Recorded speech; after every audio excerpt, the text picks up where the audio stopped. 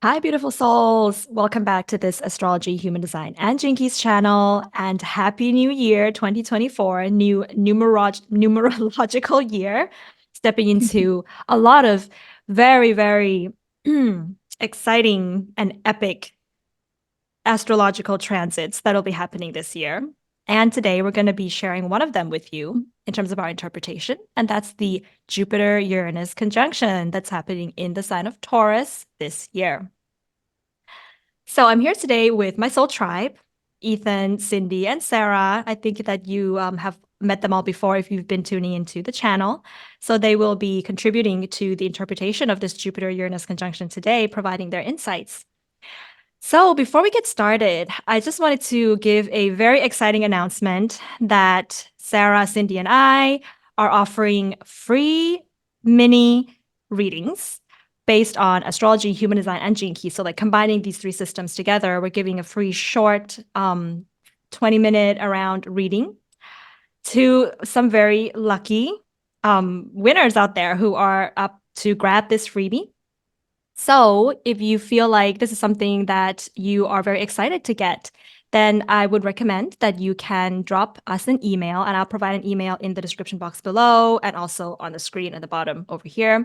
So just drop us an email, and we have a criteria in which you'll be sending this email. It's going to be that we're asking you to sort of do a little bit of a reflection for us for the Jupiter-Uranus conjunction. How do you think that will play out in your life? Do you have any planets or points in your chart that might be affected by this Jupiter-Uranus conjunction? So offering us a very deep, soulful, maybe fun reflection, and we will read your email. And if we feel like, wow, we love what you wrote, then we will be in touch with you and giving you this particular free mini reading. Also, please, in the email, just kind of keeping in check the word count up to 300 words, so no more than 300 words. That's the limit. So yes, we're super excited to be doing this and to be offering this kind of mini reading. Yes, and last but not least, this reading is going to be something that we are going to be sharing to the public on this channel as well. Of course, if you don't feel comfortable with sharing your name or your birth information, then we will omit that out of the reading itself. But yes, it will be something that where the public can kind of learn from you on this channel.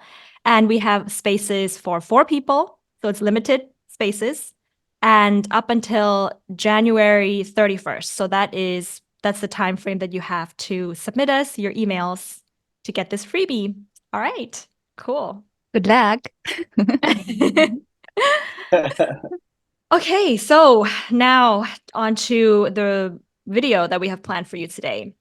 The Jupiter-Uranus conjunction. So we want to begin by giving you sort of like a time frame of when it will be happening this year and when has it happened in the past, just to kind of see the particular patterns there.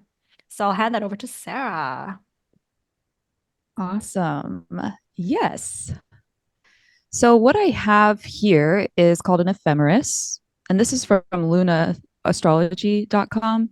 So they have this little tool that you can create an ephemeris, and the ephemeris is going to tell you when aspects happen, when planets are in certain houses. And what we're looking at here is some of the dates that Jupiter has been in a conjunction with Uranus. And so what we're looking at is the date that this will occur that we're approaching is April 20th, 2024. And the last time actually that Jupiter and Uranus were in a conjunction together was in the sign of Pisces here. You'll see, and that was back in 2011, also in 2010 because Jupiter retrograded there in 2010. So we're looking at June 8th, 2010 to September 18th, 2010, and then back again January 4th, 2011. Okay, but that doesn't tell us the last time that Jupiter and Uranus were conjoined in the sign of Taurus. So the themes are going to be similar to actually Jupiter and Uranus conjunction back here. May 7th, 1941 was the last time that Jupiter and Uranus came together in the sign of Taurus. So that was the last time. And then prior to that, because I did get that date as well, the last time prior to that was in 1858. So this is something that doesn't necessarily happen all that often in the sign of Taurus, much less in any sign. So those are your dates. Thank you, Sarah. And yeah, just to add on to that a little bit, that this will be a conjunction that might actually affect you for many years. So we think that, okay, it's just happening on April 20th. So that's going to be the day where things are going to happen. It might not necessarily be that way, because I think it's going to be something that may impact until sort of, for a while. So it may impact you for the next 10, 15 years. That could also be the case. All right. So, yeah, if you guys don't have anything to add with the dates, then we can go into the particular interpretation of Jupiter, Uranus, and what the conjunction might mean for all of us. Great. Well, I can start with this one. So when I think Jupiter conjunct Uranus, the first phrase that comes to my mind is creative breakthrough, because Jupiter to me represents our capacity to imagine, and Uranus is about breakthroughs, and really to me about authenticity and independent thinking, new thinking. So I feel like this conjunction, because conjunctions are also about an emphasis of something, there's an emphasis on our capacity to imagine joining with a new reality, a new paradigm. And happening in the sign of Taurus, Taurus to me is about survival instincts. It's about living in the physical world. And so I feel like these breakthroughs might be related to matters of the earthly realm, right? Matters of survival, creative breakthroughs on new ways that we get to live, right? Healthier ways we get to live, more integrated ways we get to live.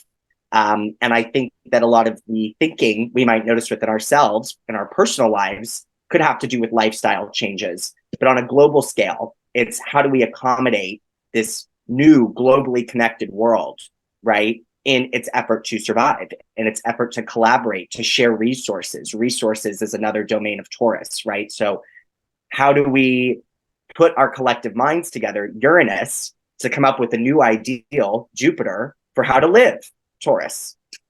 Beautiful.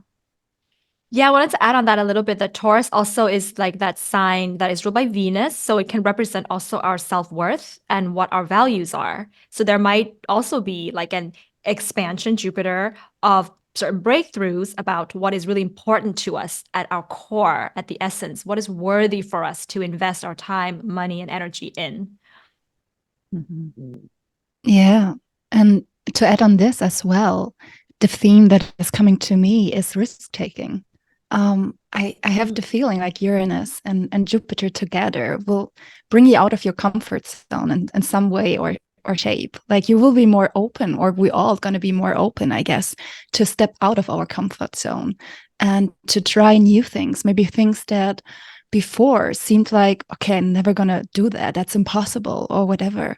And now suddenly we feel like that luck coming up, or like this growth and expansion within us to explore like all of these uncharted territories out there. And maybe even much more optimism in your life could be like with Jupiter or Uranus, to just feel more aligned with like who you are, feeling more towards, I don't know, like this advancing, not only like in technology wise, but also awareness wise, to come more to your senses, Taurus, and to really indulge in, okay, what is it that really makes me feel good and fulfilled, and how can I ground myself more in order to expand my energy and my well-being. Yeah, and I do want to mention as well that oftentimes, when we think of the planet Jupiter, we tend to think of positive things. But I do want to say here as well that no planets are like positive or negative. So Jupiter also does have a little bit of that, can also have the flip side of it as well, which can also be excess and just kind of, growing, when you stretch a rubber band so much that it just kind of breaks eventually. So it can also be like that, like, if you're taking a lot of risk, you're investing your money in a lot of risky endeavors, you might want to also make sure that you are planning, strategizing, and because, when you do test the universe, there are blessings that will be bestowed on you, but, you can kind of run out of luck sometimes. I guess that's what I'm trying to say there as well. So that's just something to keep in mind there when it comes to Jupiter. And I also think of the idea that we might be facing at this time, which is, what do I stand for? Because I also think of Jupiter as our ideals or our plans or our vision. And that's great to have. But Uranus comes in and says, well, what are you going to do with it? How are you going to actualize it? You know, and is your life really a match to the one you say you have? Okay. One more thing I would add is, although, you know, Jupiter and Uranus both suggest sort of these creative or imaginative breakthroughs, especially when it comes to how we're living our lives, because Taurus is a fixed sign, you know, there's a natural resistance to change, right? And so this might also be a time, I like to think of Taurus as the gardener. So this is also sort of a time where maybe we're gardening seeds of new ideas. It might not be a time of action as much, maybe also germination, but that's an uncomfortable process of having to, you know, reconcile with the ideal Jupiter and the real Uranus. Like, bringing the two together is an uncomfortable process that we sort of have to allow to happen before we see a sprout, before we can sort of nurture and water, you know, that seed of an idea into an actual reality. So I also think of this as, in just the world at large right now, as we're easing into really big changes. And this sort of seems like a culminating time for those changes, both in our personal lives and collectively. Yeah, and maybe even to add on that as well, with Jupiter here in the Uranus combination, are societal changes, I would say, or like the focus much more on societal or collective beliefs, ideologies, like cultural norms, I guess. Like with Uranus, of course, we're going to challenge ourselves. Maybe there will be coming like unconventional societal changes into our focus, where we just have to distinguish whether we can live with that, whether we believe in these ideologies or these norms that are coming up, or if this is something that we have to revolt against, I would say. And I love what you just said, because it made me think sort of, you know, Jupiter also representing high-minded philosophy or higher education, right? Or higher, you know, aspirations, right? And how Jupiter can also be associated with sort of like the bourgeoisie, right? Or the upper echelon. And then Uranus sort of being, you know, the rebel class, the activist class, the people who want change. And so also being in Taurus, which is about resources, value, holding on to what we have. You know, I feel like this is a real tension also in the global economy, right? Between who gets to own what and what are people demanding of the redistribution of those resources, right? In order to help us survive, because so many people are having a hard time surviving, right now. So Taurus kind of emphasizes again that theme of how are we going to share with everyone? How are we going to make, you know, use of all the world's resources, make them more accessible to everyday people? Yeah, I think that's really interesting, because I'm listening to, I'm sensing into like, and this is already like a trend, I think, that's happening, and maybe it's going to be something that's picking up more as a gain popularity, is, you know, when we sense this rebelliousness with, you know, food prices rising and a lot of stuff is rising in prices. When that rebellion happens, it's sometimes it becomes, okay, well, I'm just gonna go and garden and make my own food. You know, instead of like, I'm gonna have to go to the supermarket and everything is so much more expensive. Why don't I just grow my own vegetables or grow my own herbs at home instead of spending my money on that, because it's not worth the money, the investment that I have to spend to get that into my body. And it's not even, you know, organic, or it may have pesticides, or it may have a lot of chemicals in there, and I'm going to pay money for that. But I think that also like ask us to have a slower life as well, because if we don't have that slower life, then we, you know, run to the supermarket whenever we need food. But like slowing down means that we're becoming more mindful about, okay, well, how are we going to eat, how are we going to garden, how are we going to make our own food? So I think that is in itself sort of like this rebellion to like what's happening economically in the world. Yeah.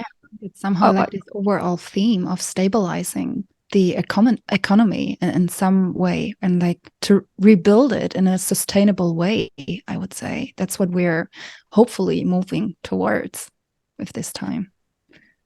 So one of the things that is mentioned in Robert Hand's no, it's Ren Butler's book, The Archetypal Universe, about this archetype of Jupiter and Uranus, is the Deus Ex Machina plot type, which is like where something just comes in and it was like it has to be written in. Like this is this thing that is here that is solving the problem. Is just like for instance, E.T. flying the bike to evade the police, or there's several examples that are not coming to mind very quickly.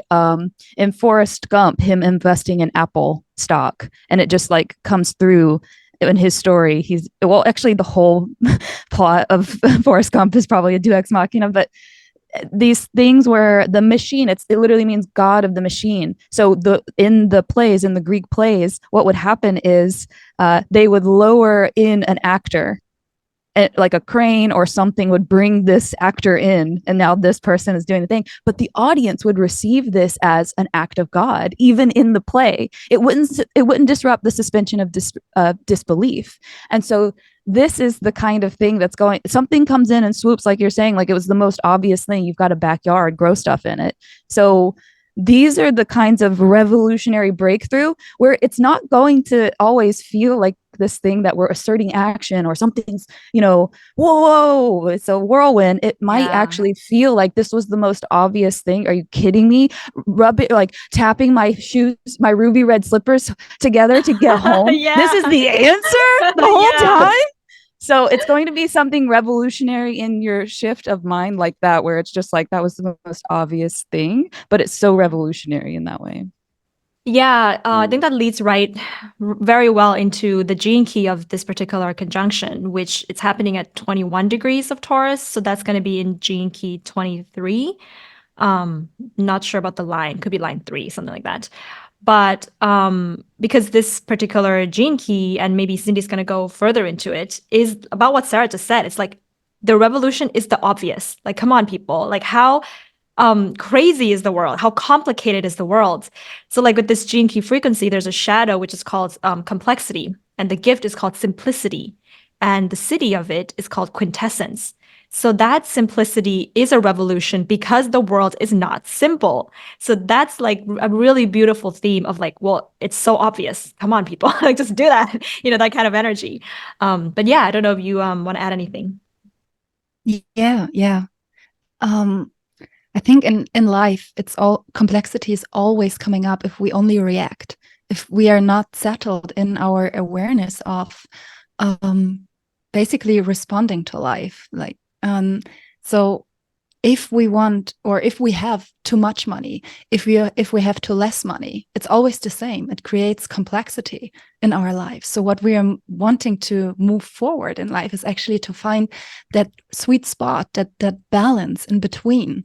And so that's what the next years are going to teach us, I guess, collectively.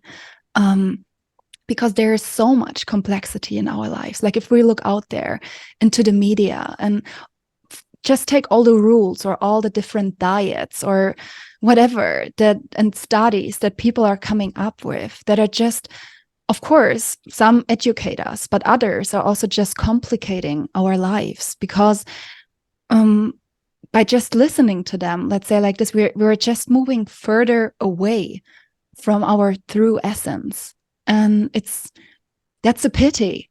Like it's true. Even, I mean, now we're sitting here and talking about astrology and human design and all like these logical things, let's say.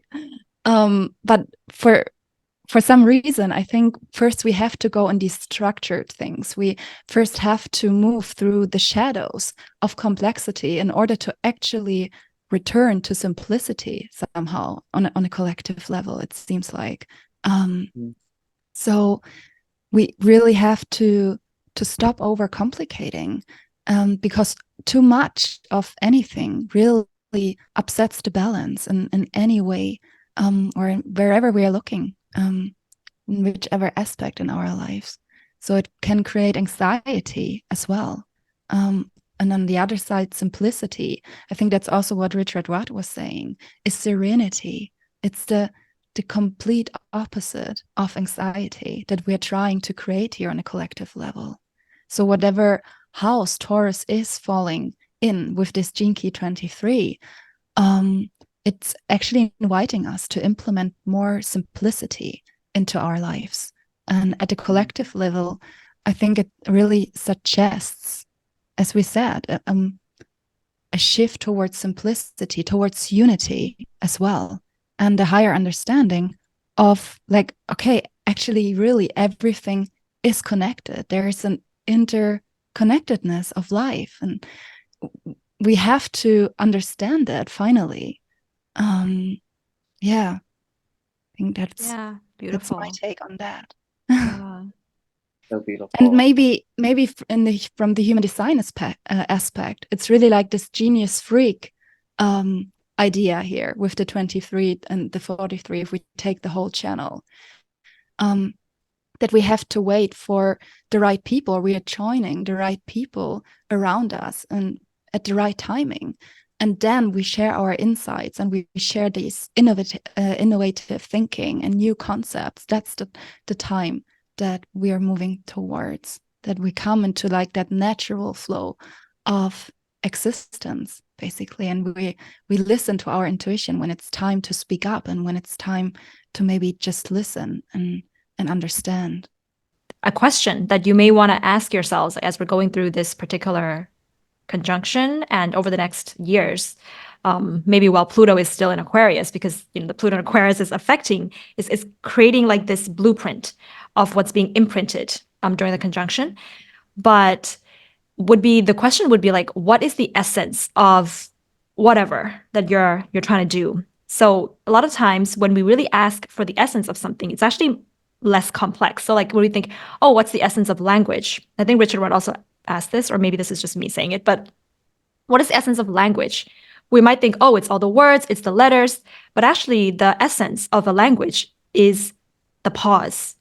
If there were no pauses between words, I would you wouldn't know what I'm saying. So the essence of a language is the pause.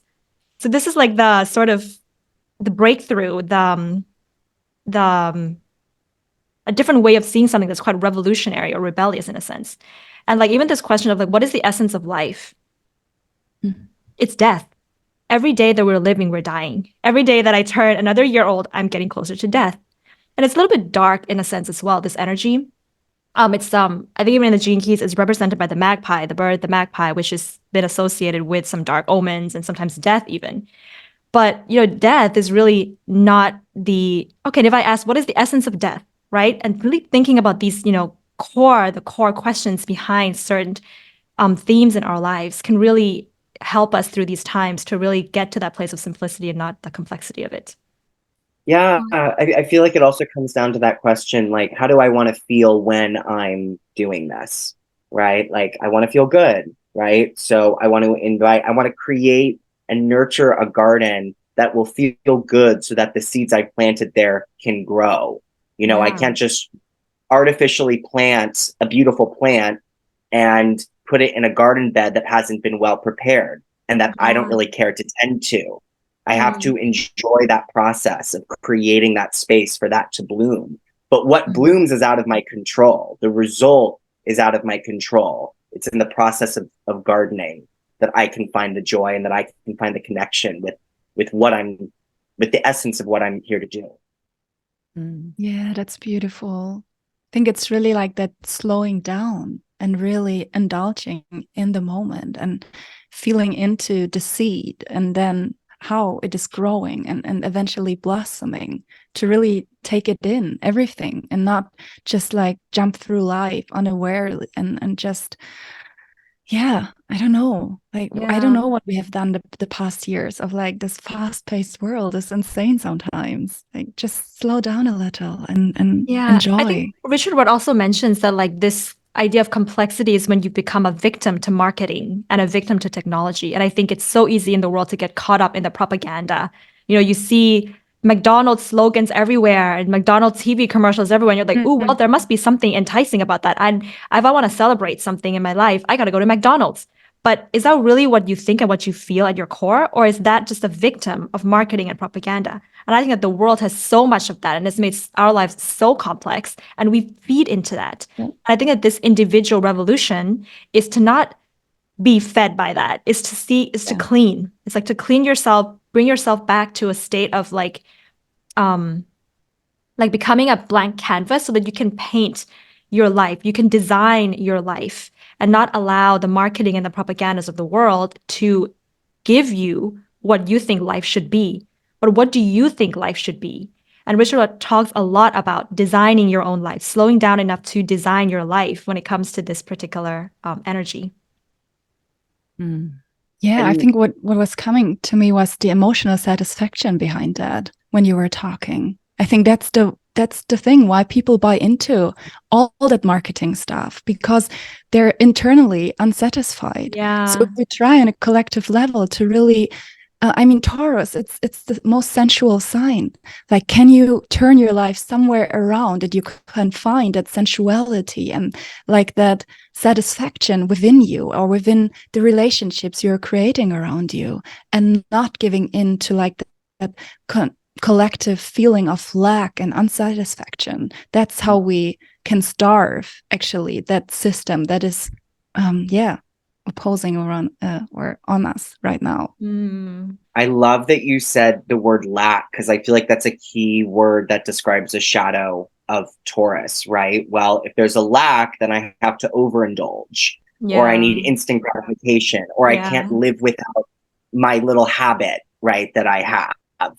And so it's also wherever you have Taurus in your chart, the house that it rules over. I also like to think of this house as an area where we need to reevaluate our relationship with our belief in abundance of that particular house, of that particular area of our life. You know, have we just been told that this area of our life is, you know, always going to be, you know, it's always going to be taken by somebody else. There's not enough to go around of something. And that makes us overcompensate. That makes us move fast out of the fear that there might not really be enough, you know? So working on that belief as well, right? Jupiter, beliefs. What do I believe?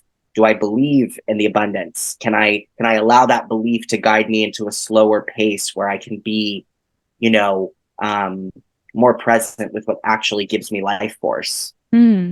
That really speaks to what you were saying about kind of like where we make our mental investments. And if you're making your mental investments into the system, into the burgers and the ads and I mean, you can just see if you zoom, like if you can get that bird's eye perspective of how your belief system can be so a part of a system that is encouraging, in fact, kind of forcing you to invest and indulge in their system that requires you to go to work for a salary that doesn't allow you to have time to garden or make your own food, or even for that matter, go out and forage and find your own food. And the idea is that that food isn't even there. First of all, that stuff's poisonous. You shouldn't touch it. Like all of those beliefs are also the fear of what happens if I do take my health into my own hands. What does that mean? Well, you don't have us anymore. Sorry. And so am I okay with that? Do I have a sense of security in my own ability to nurture and take care of my own self? Yeah, so that was really, really beautiful analysis, guys. Thank you so much. Yeah, now I think we're going to move on to looking at this particular conjunction for each of the rising signs. So we're going to start off with Aries rising as usual. So yeah, I'm going to share my screen so that we can all have a look at the charts together. And if we want to jump in at any point, then we can also do that. Oh, yes. I wrote down some notes on this. And yes. Well, you know, when I think of the second house, I think, you know, we're putting one and one together to create two, right? We're creating. And the second house is traditionally ruled by Taurus. So this to me feels like perhaps there's a fusion of different skills, you know, because the second house can also be about skills that we picked up coming together into maybe more of a concrete form, a more understandable form. So perhaps forming a new skill, or, you know, seeing the fruits of your labor blossom. And also, you know, perhaps finding new ways to make money. New ways to support yourself, you know. The second house and Taurus very much relate on that level of sort of building a foundation for us to support ourselves. And yeah, the other thing I would say with this particular transit is, Jupiter and Uranus, as we've sort of been talking about, I kind of think of these both as very mental, like cerebral energies, right? Like Jupiter's all the ideas, and Uranus is this drive to make it happen, right? So there could also be maybe getting in your head about these things a little bit too much, or not fully trusting in the process of what's coming together. Yeah, what was coming through to me was that immediately I was like thinking about my dad actually, because I just realized that he has a Jupiter Uranus conjunction in his birth chart. And it's in the second house as well, but it's in a different sign. It's in Cancer, because he was born when Jupiter and Uranus were conjunct in Cancer. And what I'm seeing with this one is like, I think that, when you have this, it's a really great time to sort of work on your work, like how you make that stable income, right? Because there's going to be an expansion of how you can influence maybe the company that you're working for or the organization that you're working for, and allow them to have certain breakthroughs in their the way they do things, or bring in a new invention, bring in a new innovation. And because of that, you get the prosperity that Jupiter is bringing here in terms of, the actual money, the wealth in that sense. I also think, maybe shifting out of a job and finding better luck somewhere else, because, Uranus, those sudden unexpected changes, and Jupiter might actually crown or reward your decision to move on or shift gears. Yeah. So this could also be like, I've been at this job for all this Yeah. time, and now I'm ready to do, Yeah, or even a way of making money where you are traveling a lot, where you're moving from one location to another. Because my dad was a diplomat, so he, travels a lot. And I can definitely see that with both Jupiter and Uranus coming, that like sudden needs to move or to have like some sort of travels here and there, and you're making a lot of money from that. That's quite an exciting placement for Aries. Yeah. Maybe All even right. with Yeah. Neptune and Saturn here in the 12th. I mean, they're supporting quite positively Jupiter and Uranus in the second.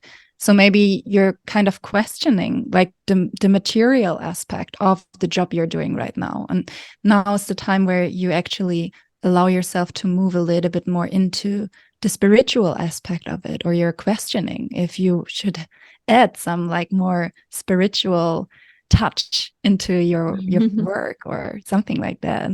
I could see here. Yeah, and actually, it's interesting because the 12th house does also rule like foreign lands, traditionally speaking in astrology, and having those three planets in the house of foreign lands, and then having the planet of travel, which is Jupiter in the second house of your work, there's like a pattern that is also I'm sensing here as well, which is quite an interesting one. Yeah. And Pisces, Jupiter ruled, right? So there's Yeah. just the That's third cool. synchronicity. Pack your bags. Yeah. Yeah, that's so cool. All right. So then if there's nothing else, we're going to move on to the Taurus Rising.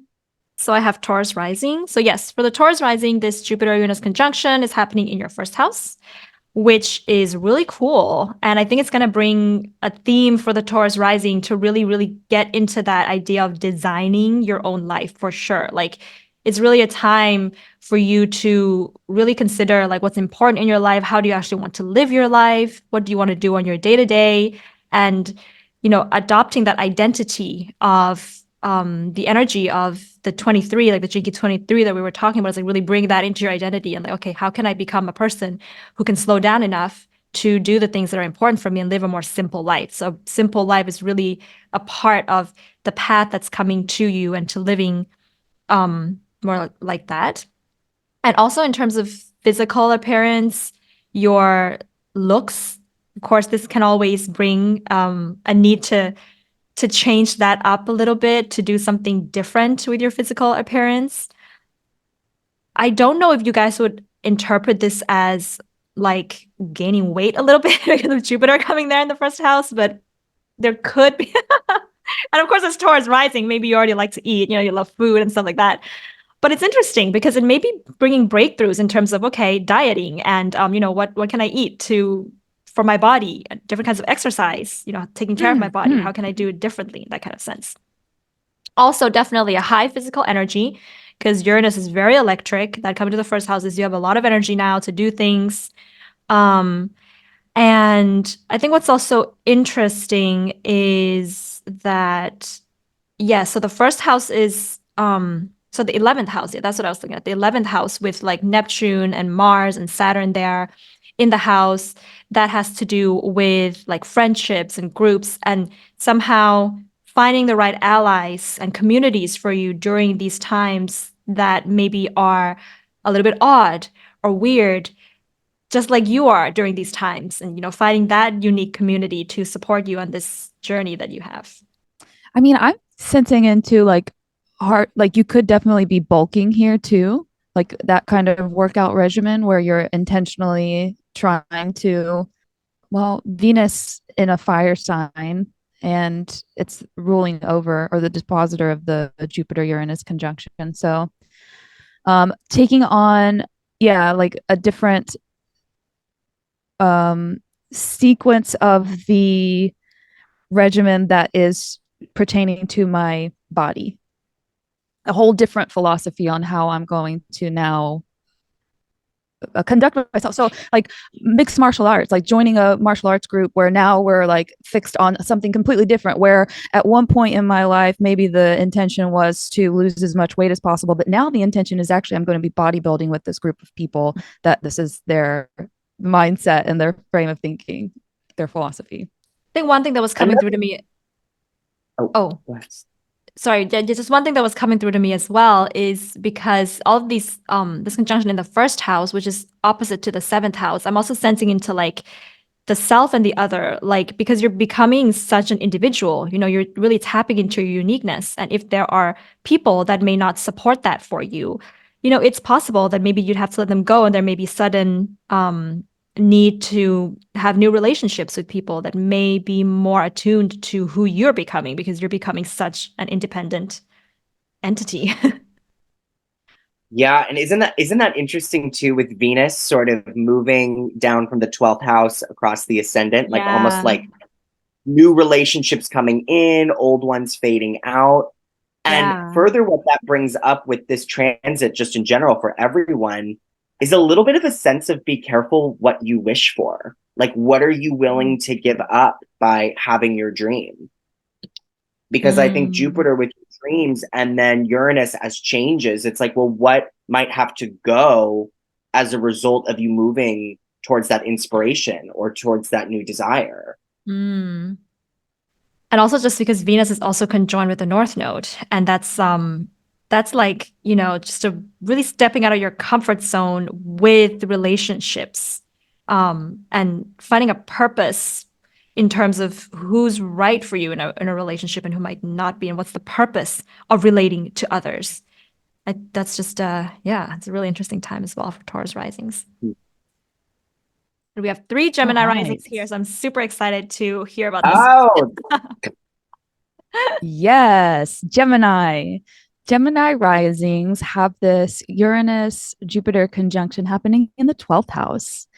And when we look at this chart here, you see all the action is happening in the upper left quadrant. So there's a lot of action happening in the 10th house, 11th house, and 12th house.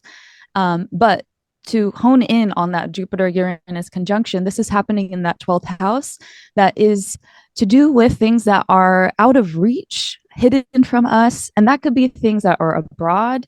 It could be things that are in the dream state, in the subconscious, unconscious state. And so what I was really feeling into this is imposter syndrome, and feeling like you aren't actually capable of the things that you are being presented, the opportunities that you're being presented. So I'm seeing this as actually an optimistic shift. However, it's something that it's got that feeling of too good to be true. And so coming with too good to be true comes that feeling of, well, if I'm not worthy of this, then is this actually what's happening? And it's got this kind of, there's that movie with Jim Carrey where they're trapped inside the globe, anyway, they live their life in the Truman Show. That's what it is. And then like having that frame shift of like peeking outside of that, you know, just this kind of paradigm shift in the mind. And what I was also sensing into is perhaps there's some sort of shift in our mental health in terms of how we see ourselves with the public, how the public sees us and how we see ourselves in the public, and especially in the networks that we are part of. So I see perhaps something benefic coming from the network, something, this is like outward, this isn't the inner world necessarily, but it does pertain to the inner world in our subconscious and unconscious and our dreams and those kinds of things. So if there's anything that you all want to add, that's what I'm feeling for Gemini.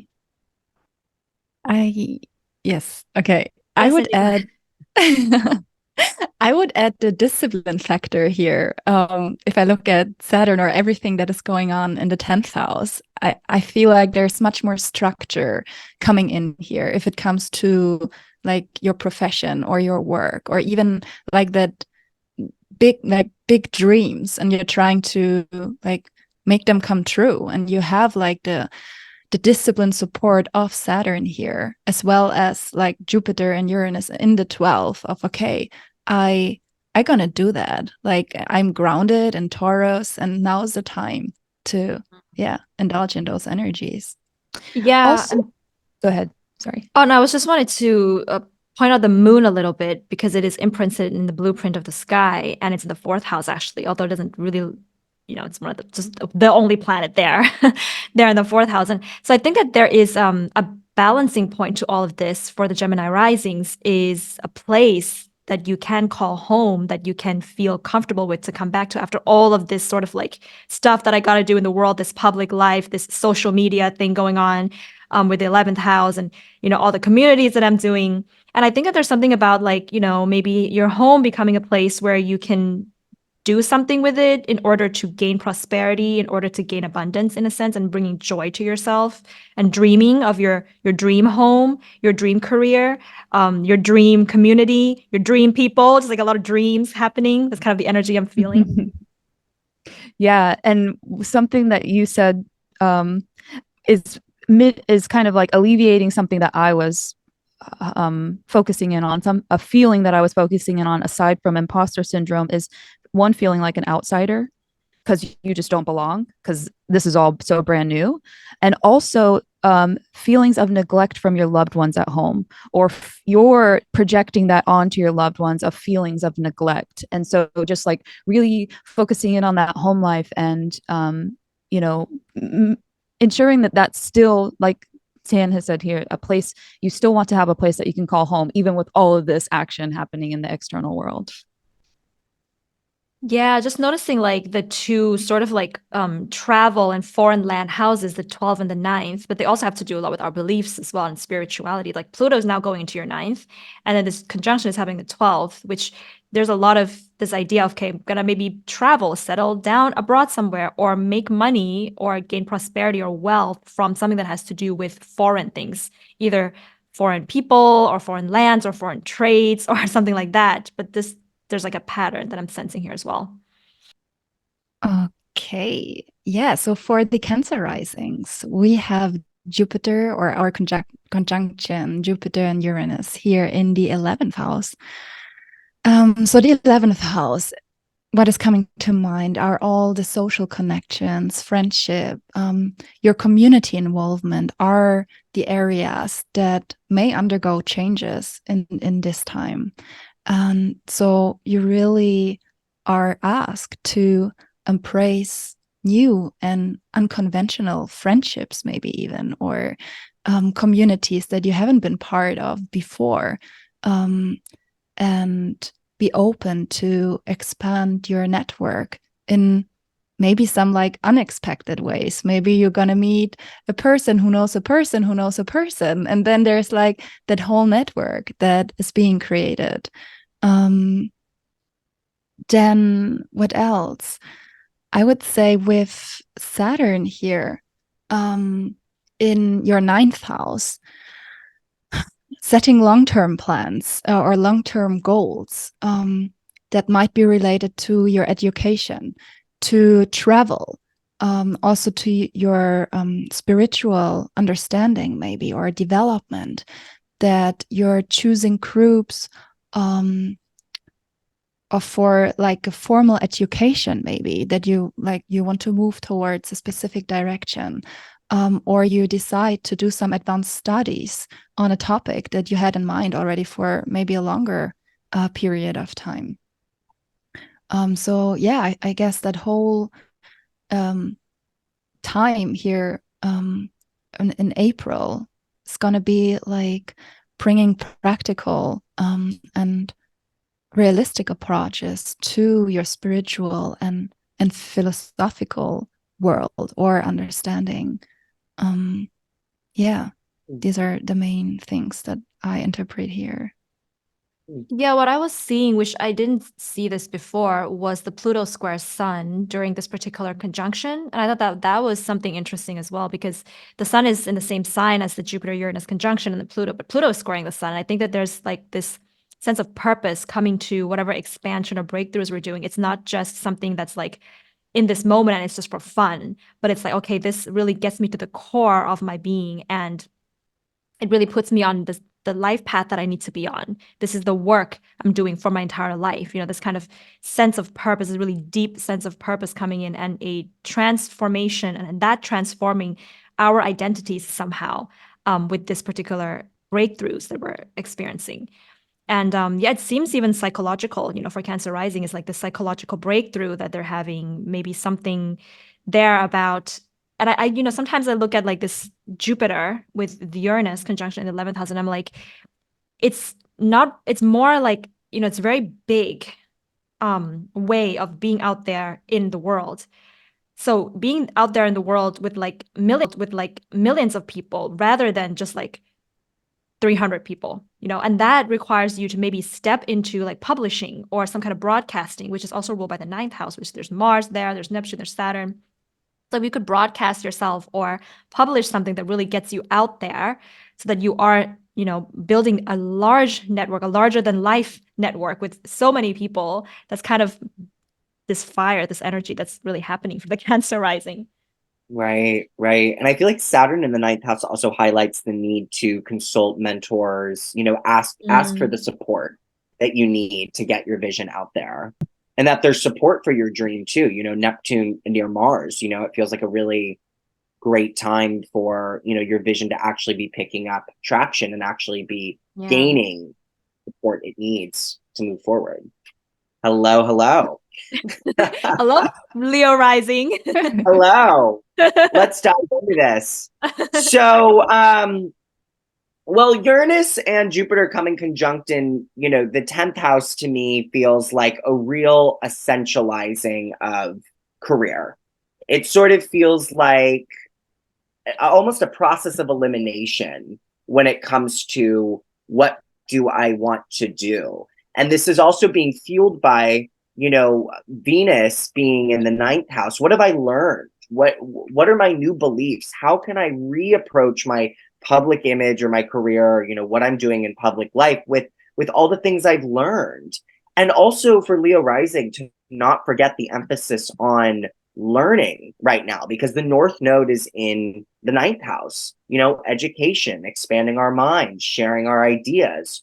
So while it's important to consider, you know, being a professional and what you want to share, to also remember to prioritize the learning process and, you know, to use that time to explore, to really get a broader sense of what it is you want to present. This is so interesting because it immediately makes me think, and maybe for Cindy and Sarah as well, when we had our Jupiter Uranus conjunction in Pisces in our 10th house. And well, Pisces is a mutable sign, so that brought a lot of changes, you know, in career. Like I've had so many jobs since that particular conjunction. I've gone from like being an architecture student to like being a journalist, you know, on TV, like a reporter on TV, and then becoming an English teacher and then becoming an astrologer. Like, what the hell? Like, what is going on with all of these changes, right? But I think Taurus has maybe a little bit of different energy where there's going to be changes, but maybe this is more like a change that is really, where you're thinking carefully about what matters to you, what's important for you at your core and at your essence, and then really making that big change that you have to make and stepping into like that rebellious role in the public world, but really after thorough, consideration as a Taurus energy, I would say.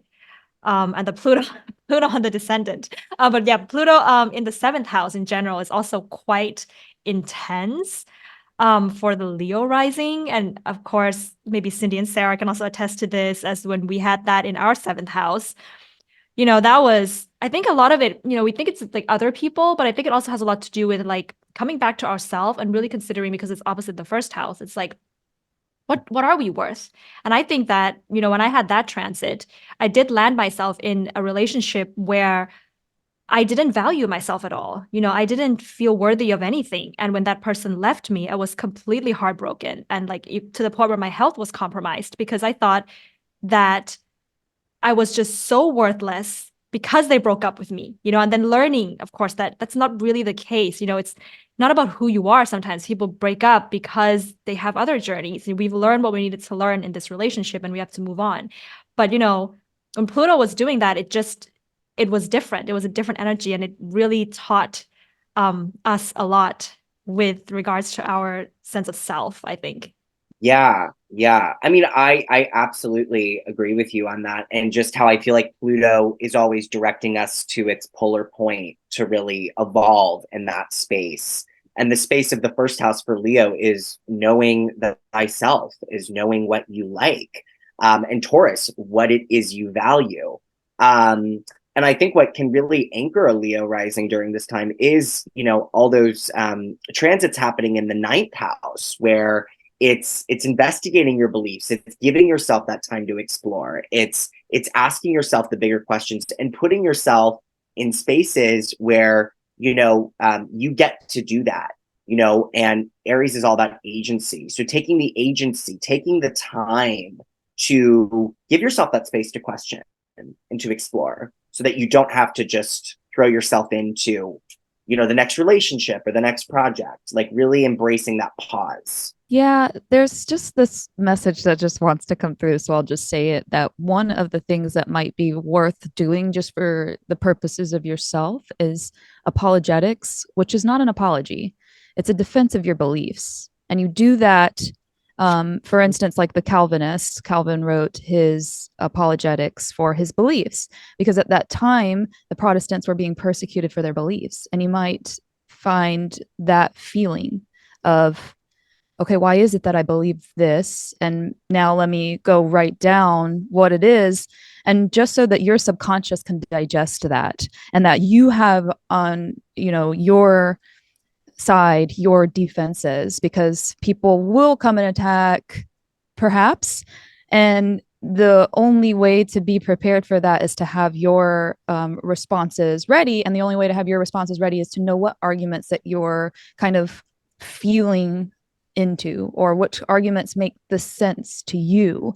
And that's our little t truth leads us to the big T truth. And so your little t truth leading you to the big T truth, you just want to have those kinds of defenses and arm yourself with those kinds of defenses, especially in this public setting. That's kind of the thing that I'm getting at, is like, you might feel persecuted. You might feel like you're being put into a position where you just need to have that simple message ready to go. And it really, like, it will disarm anybody that comes to you with something, because you're just gonna have this thing in your back pocket. You're like, okay, like when there's things that I can think of in my head where people are like, I don't believe in that, and you're just like, well, you don't have to. Like, I don't believe in astrology. That's cool. It's a thing. I mean, it's been here for a really long time. So that you just want to have those kinds of arguments ready. Yeah, with Pluto in the seventh. Yeah. That might come at you. Yeah, it might feel like it's coming at you. Well, and maybe even if we look at what's going on in the eighth house, and I don't know, maybe that's my moon in the eighth house, that always when I see that, I was like, okay, so how can you focus more on these taboo topics in life? Like, where can you really open up, where other people might think, though, what are you talking about? And how you dare to talk about things like that? So yeah, that could be Oh. something that like is connected also to your 10th house here as well. Like bring some change and confront others, push others out of their comfort zone. Yeah. As a general theme, I'm just like very excited to see all the Leos step up into this power now. It feels like that's going to be like a very frisky energy that's entering the chat. Very, very frisky, sassy. Yeah. Yeah, Keep it unstoppable. classy. Yeah. Oh my gosh. Yeah. Yeah, I love it because Sarah was using the word spicy for Spicy. Aries, but Leo is like sassy. I love it. Leo's sassy. Sassy Absolutely. for sure. Yeah. So for Virgo risings, you have this conjunction in the 9th house. So yeah, this, Jupiter is already the planet that has to rules that rules travels and rules the 9th house and Sagittarius, and it's coming into the 9th house. So I'm definitely seeing new spontaneous travels that maybe actually aligns with your sense of purpose because of the sun there, and travels that really transform and change you in very significant and important ways because of the Pluto squaring the sun. But also finding new like religious beliefs or just finding new beliefs in general. What is meaningful for you in life? What is the meaning of life is really 9th house kind of themes. New ways of thinking, paradigms really shifting during these times for the Virgo risings. But also the 9th house can also kind of rule like legal matters and lawyers and things like that. So we can maybe have those themes coming in as well, where unexpected legal matters and you have to kind of deal with that in some ways. And maybe that feels quite like a bit of a struggle because of the sun being in a square to Pluto, but also there's luck. So there's like both. So that's really interesting theme. And also like higher education, and of course, maybe teaching something or learning something of higher academics is something that you might feel called to. Maybe these are, higher academics that have to do with a new way of thinking or of being, or, food, when it's in Taurus, it's like learning, how to actually grow and cultivate your own food or nutrition or things like that even. Yeah, when you said court case, I thought of something that has been a long time coming, maybe. And then all of a sudden you get that like Ooh. justice is served or something, the gavel is dropped. And then, okay, now my whole philosophy on life has completely changed. I'm thinking of Les Miserables. Sorry about that pronunciation.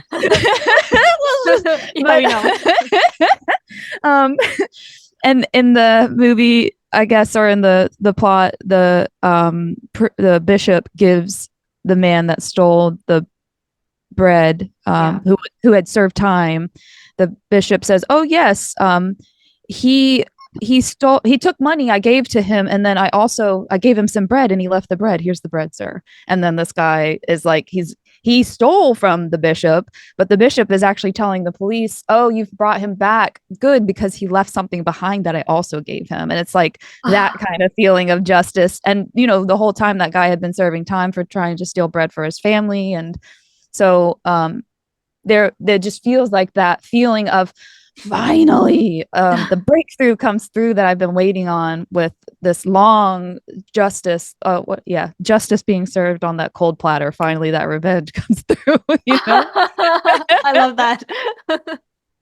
And Saturn and Mars and Neptune in the 7th is also, well, Neptune has been in your 7th for a while, and Saturn coming in here to kind of solidify and makes it feel like you want to settle down, I guess, after this dream of, the ideal partner, or working through, spiritual types of partnerships to really include the matter in there. And maybe that is what's helping you with that unpredictable justice, because it's, it's sextiling that Jupiter Uranus conjunction. Maybe there's somebody coming in that's, you're in a partnership with, that is giving you that support, like sort of like a nobleman. Yeah, kind of like a nobleman. Yeah, that's what I'm looking for, like a nobleman to come in and kind of like, yeah, in a sense, a little bit. All right. Libra rising. And so for Libra rising, we've got Uranus and Jupiter in the 8th house in Taurus. This 8th house is a lot of things. It's things that are to do with the esteem of others and how others find value in us. And so that can be loans, alimony, taxes, debt, fiscal things. It can also be sex, taboo things, just this very secretive, cryptic eighth house is where this is happening for you. And so, of course, like the first thing that comes to mind is like, okay, you've got some sort of oh gosh, the words left me. It comes through on a will, but you get somebody passes away and you get a large sum of money, inheritance, yes, or something like that. Something comes through where the big loan comes through, or yeah, some large sum of money. Always thinking of money with this axis of the second and eighth house, but it doesn't have to be money. It can be just some, big thing comes through. And also, though, a lot of things that are happening for Libra is kind of happening behind the scenes to a certain degree, because this eighth house is kind of secrets. It's not necessarily things that are out there. This can potentially even be things like enemies. So basically what I'm sensing from Libra is facing demons and facing critics and individuating. And I'm saying this because you also have South Node in your first house. And the South Node is getting rid of that feeling of people pleasing, of feeling like you have to do something to be worthy of people's value, people putting value into you. And so I was just sensing into this idea of letting go of the people pleasing, not worrying any longer about how people are going to place value, and just knowing that the right people will find you as a valuable person. And this looks like a benefactor coming in, or somebody just like recognizing your worth. That you might have all of this time been, I don't know if I should do that, because that, it's either too assertive or it's out of character for me. People aren't expecting that out of me, and just going for what some people might see as something displeasing. There's also something happening here that we don't necessarily have in the chart, but Lilith is opposing Mars. So Mars is in the sixth house and Lilith is opposing Mars. And so that was another place that I was seeing things that are hidden. Your 12th and 6th house there, hidden enemies, those kinds of things, facing those demons in a way where it's more of they have no power over you, that their words no longer affect you. And that's something that's kind of, that's out of character for you to no longer care about whether or not they like you. So that's kind of the frame shift of it, is they hold no power anymore because you're not giving it to them anymore. That whole time they had power because you were giving them that. Yeah, and I just have to say this, because that sum of money, that inheritance may come from your spouse. Sorry, I just have to say, may come from your partner or your spouse, and then you're getting the wealth there as well, because the eighth house does rule like other people's money, and so whoever that might be, but also something here about like, the sixth house. So if you've been having sort of like these struggles with like colleagues, or kind of not being able to make it work in a sense, and I think that there's something there about, well, before it was just Neptune there, and there was just this delusion about the people that you work with and colleagues, and maybe you were seeing them as this ideal person that you were working with, like a guru in your work, but now Saturn's coming in and maybe hopefully helping you a little bit, but Mars is also there, so not so sure about that. But there'll be a bit of a struggle, I think, at first, but then ultimately coming to a sense of like combining the practical with the more like dreamy part of things in regards to work, your daily habits, and working, of course, on being healthier in a more structured way and bringing more structure into like with the relationships you have with your colleagues.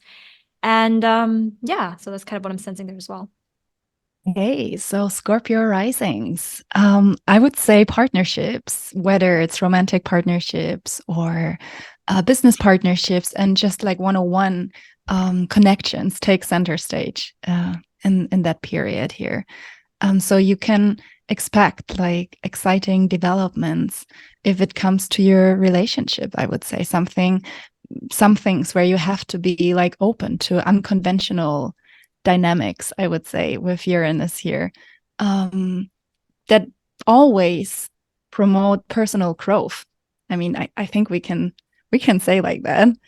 So maybe you're going to be open up yourself for some experiences here related to that house. And also with Saturn here in the 5th house, if it comes to romance or creativity, maybe you can provide yourself with some like solid foundations for creative projects in your life that is maybe related to your relationship, maybe not, maybe to your one-on-one connections or however.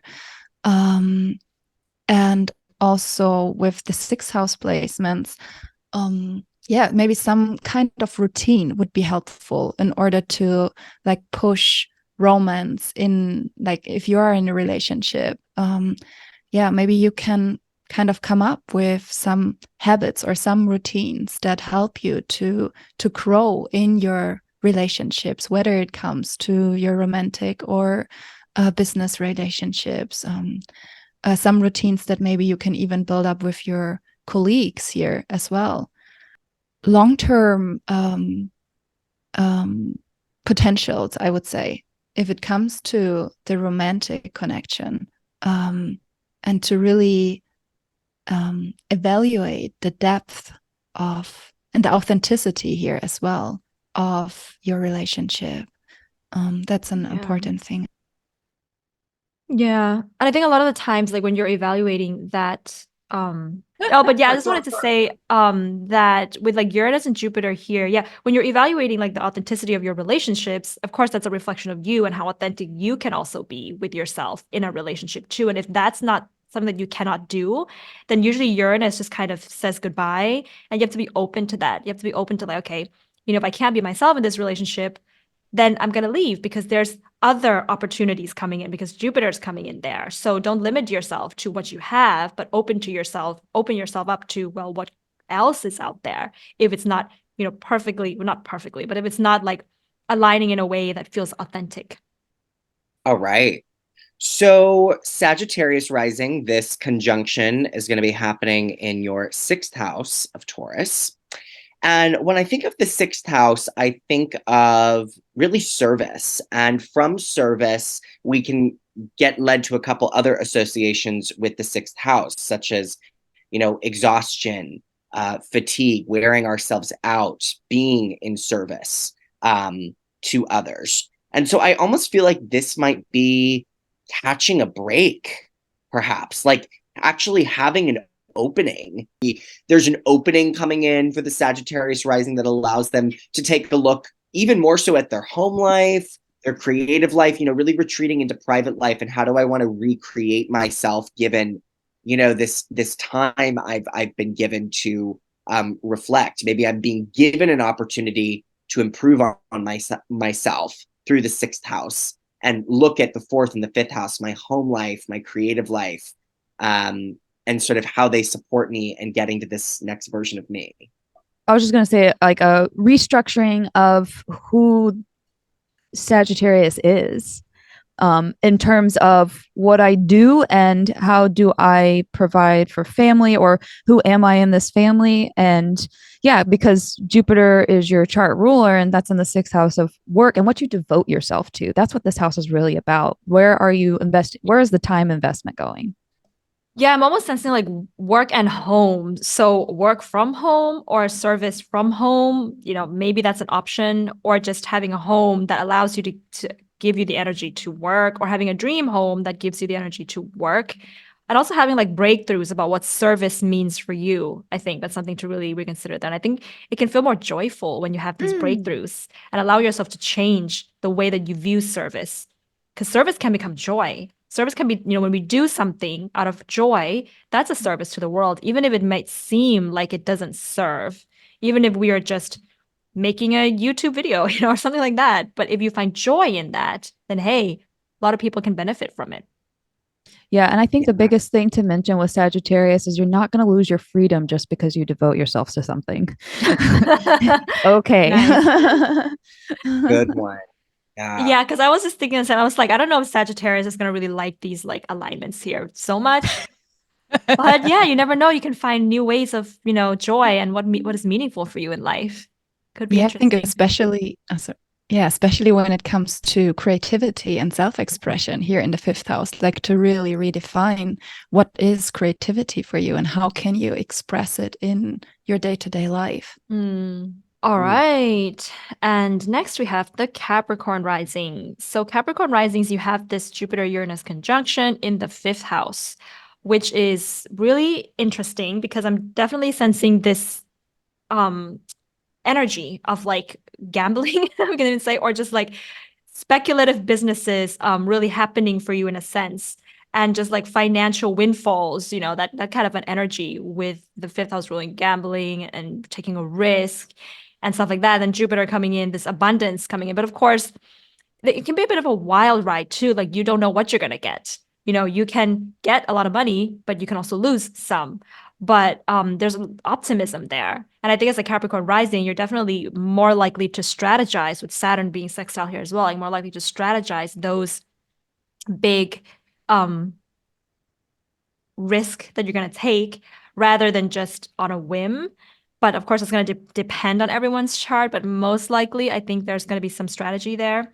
And just like new ways of thinking about your creative projects and your hobbies and even the selling your hobbies, because the third house does rule like sales and marketing as well. And then that, with the fifth house, kind of like, this is my hobby. This is what I love to do. This is what I find joy in. I've invested. I've taken a risk in this. Now I'm going to try to sell it. And maybe there's a risk because you're going to sell this thing or you're going to market this thing and we'll see how that goes kind of energy.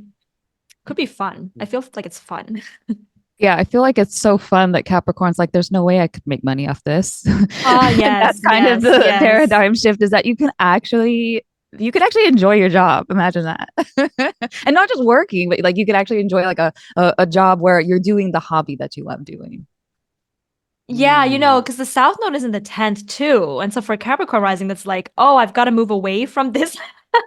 The way that I used to do my ambition and the way that I used to go out into the world and just like get stuff and get stuff done. Oh, now I have to like really work on what's, behind it, what's at the foundation of it. It can be like, what? But yeah, there's something there. But you can also enjoy that because Venus, in the house of the home, it can bring a little bit of enjoying the day-to-day habits and routines of Mercury there, also in the fourth, and finding purpose from the enjoyment of the day-to-day and just seeing how it goes. Okay. Mm-hmm. Hey, Aquarius. I know things are getting tough. Okay, well, there's a blatant planet in your first house, but we won't talk about it in this moment. Because right now, what we're talking about is that Jupiter Uranus conjunction that's happening in your fourth house. And so, fourth house, of course, is home, family, and roots. And so, something coming in here, something revolutionary, some sort of new, innovative way of thinking, and whatever might lead to that, some sort of breakthrough. What I have written down is shedding the snakeskin, because obviously with that Pluto being in your first house, there's a huge transformation just happening for you in general in your personality. But if we're going to focus in on what Jupiter and Uranus is informing in that, it's who you are in terms of that role that you play in your home, family, and roots in the home life. And those big shifts happening, in a way, maybe, this could be you're a parent now. That it could be something as simple as that. Like your role in life has completely changed because now you've got this new identity as a different role in life. So the home getting bigger in some sort of way in that. So yeah, I think that's what I'm sensing into the neighborhood changing. Venus informing this. So moving in that way too, like a whole new identity because you've now changed locations. Your home is now in a completely different place, or going back to where home once was. So those kinds of themes are coming up for me around this. Yeah, I don't know why, but I'm sensing like Aquarius risings have been accumulating wealth and now they're ready to get a bigger home because they've been accumulating all that money and savings. But who knows? But yeah, I think there's definitely a theme of this movement into like a relocation or just a new home, a new place to live for sure. I do want to mention that Chiron's missing too, and Venus and Chiron will be conjunct here during this transit for everybody. So that's something to keep in mind too, is that there's some sort of like unconditional love and healing in this transit. As far as like the domicile, or sorry, the Taurus, what's happening with the flavor of Taurus based on what's happening with Venus. Okay, Pisces rising. Wow, that's a tough one, but interesting. So, I would say here it is, coming down to community, to communication, to sales and marketing here as well. So maybe you are, engaging in your local community when it comes to presenting yourself or communicating, or maybe you want to learn more about these fields of communication and marketing or things like that, as well as maybe there are some unexpected opportunities here if it comes to your network or to your learning groups or something related to that as well. While at the same time, we have Saturn here in your first house.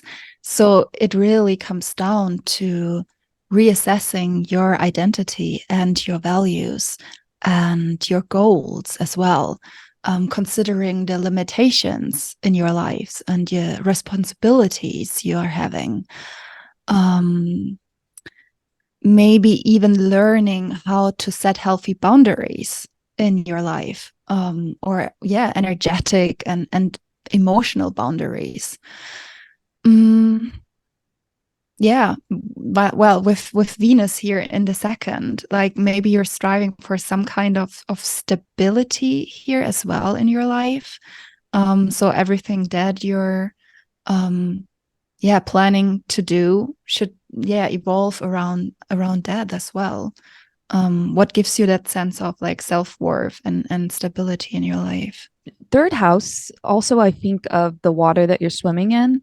So it can feel in this way, like what I see with Jupiter and Uranus is that you're in your fish tank and then the person comes to clean it out. And when they put you in, it's like mineralized, amazing water that's like sparkling. And it's like, I don't know, like this new water that everybody needs. And yeah, you're just like the super happy fish because you've got the best, most optimal kind of water.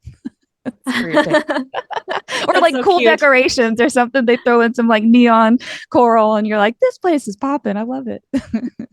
Yeah. And maybe even like because the third house also rules your mind. And maybe there's a cognitive, I don't know if I'm using this word, but like a cognitive shift in one way or another, where like you used to think your brain used to work in one way, but now it's working in a different way. The mechanics of it is shifting and changing because of some kind of thing that's happening in your life, some new breakthroughs coming through. Maybe it has to do with your relationships because of that, first, seventh house situation happening there. I don't know. Or maybe it's your finances because of that second, eighth house. But you have to think differently. You have to reprogram your mind in a sense, so that so that things just kind of, you get a different solution, a more innovative solution to whatever it is that you're trying to figure out. We hope that you guys enjoyed that, and please do comment below what your rising sign is and how have you been feeling this transit. What are you anticipating that might be coming up for you? And of course, before we take off, don't forget that we do are now opening for that free mini reading. So you can either go to the beginning of the video and watch the criteria for that there, or just read it in the description box in the comments below. And we are looking forward to listening to your reflection story of Jupiter Uranus conjunction, and looking forward to doing some lovely free readings of astrology, human design, and the gene keys for you guys out there. All right, do you guys have any last messages or anything that you want to say to the audience at this point? Focus on the basics during this transit. Oh, yes. Yes. Yeah, keep it simple. Back to basics. Keep it simple. Yeah. Don't forget to like this video and subscribe if you haven't. And sending you much joy during this Jupiter-Uranus conjunction. Bye. Bye.